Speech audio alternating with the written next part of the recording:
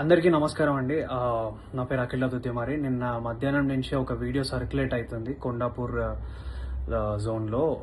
ఒక డెలివరీ అబ్బాయి రమేష్ అఖిల్ అనే ఒక అబ్బాయి మా ఎదురుగా ఉన్న ఒక ఫ్లాట్లో, చేలం రెసిడెన్సీ అనే ఫ్లాట్లో 201లో ఇవ్వాల్సిన పార్సల్ అరుణ రెసిడెన్సీ 201లో ఇచ్చాడు. అక్కడ డెలివరీ అడ్రస్ మీద వెరీ వెరీ క్లియర్గా రాసింది ఏంటంటే ఆపోజిట్ టు అరుణ రెసిడెన్సీ 201.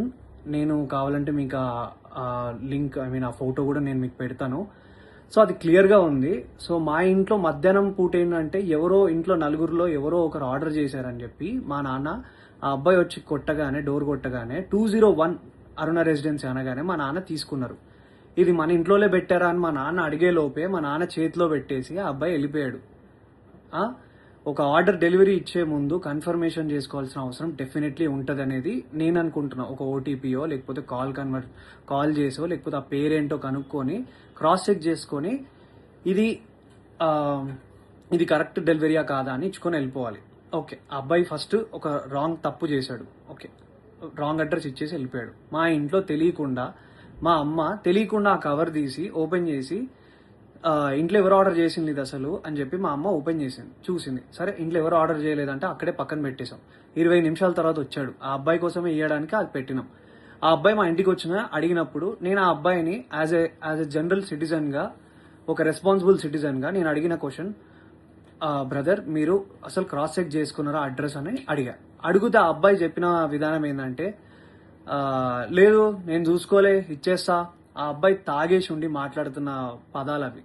అవును, లేదు చూసుకోలేదు ఇచ్చేసిన, నేను ఏంది ఇప్పుడు, ఏమైతుంది ఇప్పుడు, అది ఇది అని మాట్లాడాను. అట్లా కాదు భయ్య, నువ్వు మంచిగా మాట్లాడు అని మాట్లాడుతుంటే మా మమ్మీ అటు నుంచి వస్తుంటే ఇది కొంచెం ఓపెన్ అయింది ఏమనుకోకటి తీసుకోండి అని ఇస్తుంటే వాడు ఏంది ఫ్రీగా వస్తే తీసుకుంటారా, ఏందే ఫ్రీగా వస్తే తీసుకుంటారా అని ఇట్లాంటి మాటలు మాట్లాడినాడు. యాజ్ ఎ కొడుగ్గా నా ఫ్యామిలీని రక్షించుకోవాల్సిన బాధ్యత నాకు ఉంది. ఒక రెస్పాన్సిబుల్ పర్సన్గా మా అమ్మనో లేకపోతే మీ అమ్మల్ని ఎవరేదన్నా కూడా ఎవరు ఊరుకోరు కదండి.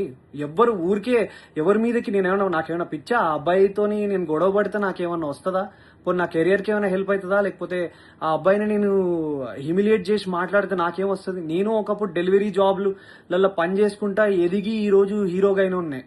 నాకు ఎవ్వరి మీద కావాలని నెగిటివిటీ చేసి ఆ అబ్బాయిని హ్యూమిలియేట్ చేయాల్సిన అవసరం నాకు లేదు. నా సినిమాలో నేను సెల్ఫ్ రెస్పెక్ట్ గురించే చూపించిన. అట్లాంటిది ఒక అబ్బాయి సెల్ఫ్ రెస్పెక్ట్ చేయాలని నేను ఎందుకు అనుకుంటా. ఆ అబ్బాయి మాట్లాడిన విధానం తప్పు. ఆ అబ్బాయి తాగేసి వచ్చి ఆ ఆర్డర్ ఎక్కడో ఇవ్వాల్సింది ఇక్కడ ఇచ్చిండు. అండ్ ఇదే ఇష్యూ ఏంటంటే, ఇంకో విషయం ఏంటంటే, మా ఎదురింగ్ ఇంట్లో చేలం రెసిడెన్సీలో ఇంట్లో ఉన్న 201 వాళ్ళు ఏంటంటే ఆపోజిట్ టు అరుణ రెసిడెన్సీ అని పెట్టారు. వాళ్ళ వల్ల ఇది 10th టైం. ఒకసారి కాండమ్ ప్యాకెట్స్ వచ్చినాయి, ఒకసారి సిగరెట్ ప్యాకెట్లు వచ్చినాయి. మీ మమ్మీ మీరు ఫ్యామిలీ ఉన్న వాళ్ళకి సిగరెట్ ప్యాకెట్లు కాండమ్ ప్యాకెట్లు వస్తే మీరు తీసుకోగలుగుతారా? అంటే wrong address definitely, but still అది ఎంత ఎంబరేజింగ్ ఉంటుంది అనేది మీకు అర్థమవుతుందా?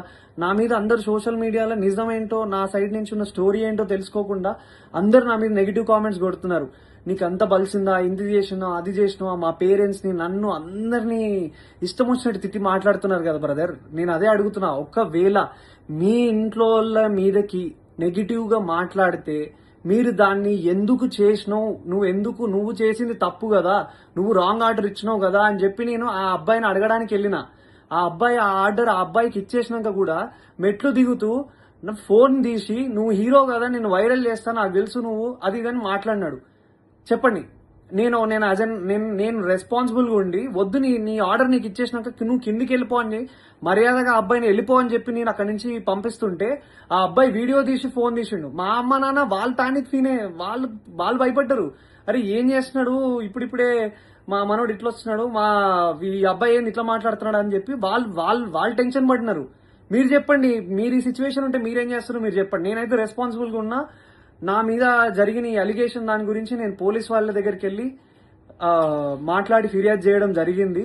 సో నేను ఆర్ మా అమ్మ మా నాన్న ఏదైనా తప్పు చేసి ఉంటే definitely we will be sorry for that.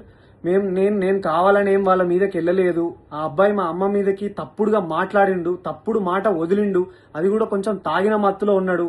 ఆయన ఏ బిల్డింగ్లో ఇవ్వాలో ఏది ఇవ్వకుండా చూసి ఇచ్చిన విధానం బట్టి నేను ఏం మాట్లాడుతున్నావురా నువ్వు, జాగ్రత్తగా మాట్లాడు, నోరు దగ్గర పెట్టుకొని మాట్లాడు అని చెప్పి నేను వాడిని అడ్రస్ చేసిన. వాడిని కొట్టడానికి నేను వెళ్ళలేదు. మీరు చూసిన ఆ వీడియోలో కూడా మా నాన్న నన్ను ఆపడానికి ట్రై చేస్తున్నాడు. దేనికి ఆపడానికి ట్రై చేస్తున్నాడు అంటే వాడు వీడియో తీస్తున్నాడు, వద్దు నాన్న అక్కడికి వెళ్ళకు, నీకేమైనా అయితే ప్రాబ్లం అవుతుందని చెప్పి మా నాన్న చెప్తున్నాడు.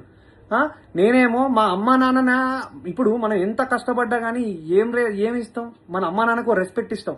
అట్లాంటిది ఏ సంబంధం లేని అసలు మా ఆర్డర్ కాని దానికి మా ఇంట్లోకి వచ్చి మళ్ళీ బై మిస్టేక్ గా 20 నిమిషాల తర్వాత మళ్ళీ వచ్చి దానికి నేను ఆ అబ్బాయి వచ్చి ఇష్టం వచ్చినట్టు ఏందే ఫ్రీ వస్తే తీసుకుంటావా అని మీ ఇంట్లో ఉన్న వాళ్ళని ఎవరినన్నా అంటే మీరు ఊరుకోగలుగుతారా బ్రదర్? మీరు చెప్పండి నాకు. నన్ను ఇన్ని మాట్లాడుతున్నారు కదా, I'm able to take it. నాకు ఓకే, నాకేం ప్రాబ్లం లేదు. తప్పు నాదైతే నేను తలొంచుకొని అబ్బాయికి సారీ చెప్పడానికి నాకు ఏ ప్రాబ్లం లేదు.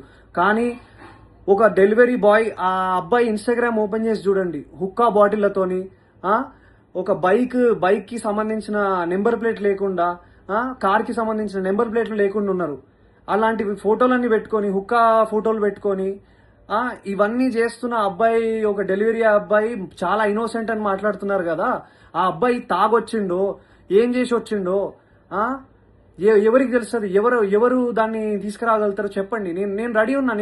మీరు ఏదంటే అది చేయడానికి నేను రెడీగా ఉన్నా అందరికీ. And once again I request all the media and every one people, నేను ఒక మధ్య తరగతి మిడిల్ క్లాస్ కుటుంబంలో నుంచి వచ్చిన అబ్బాయినే. నేను డెలివరీలు చేసుకొని బతికే వచ్చిన.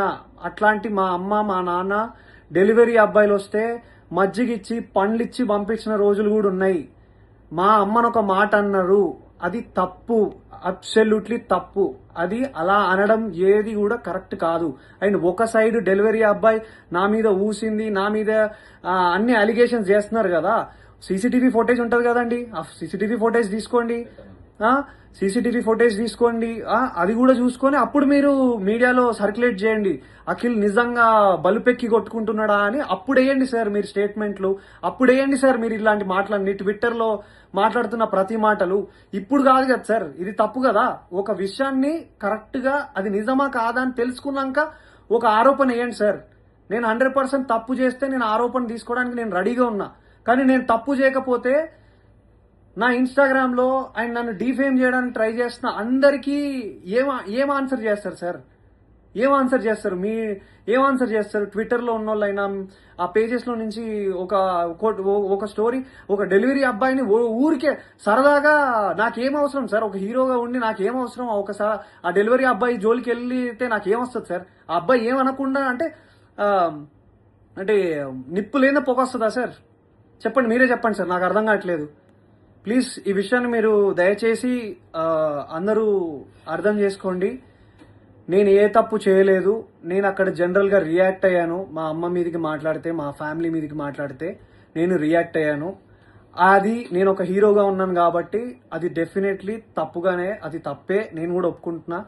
అలా అంత అగ్రెసివ్గా రియాక్ట్ అవ్వాల్సిన అవసరం లేదేమో. కామ్గా ఉండి వెళ్ళి స్టేషన్లోకి వెళ్ళి చెప్పాల్సిందేమో. కానీ ఆ అబ్బాయి తాగిన మత్తులు ఇంకేదైనా చేస్తే ఎవరు సార్ రెస్పాన్సిబిలిటీ? సో నేను తీసుకోవాల్సి వచ్చింది. అండ్ ఆ అబ్బాయి క్లియర్ గా బ్లాక్ మెయిల్ చేస్తున్నాడు. నా వీడియో తీస్తా అని చెప్పి ఆ వీడియో పెట్టాడు. అండ్ ఇది నేను చెప్పాలనుకుంది ఇది సార్. ఇంకా మీ ఇష్టం. Thank you. జై హింద్.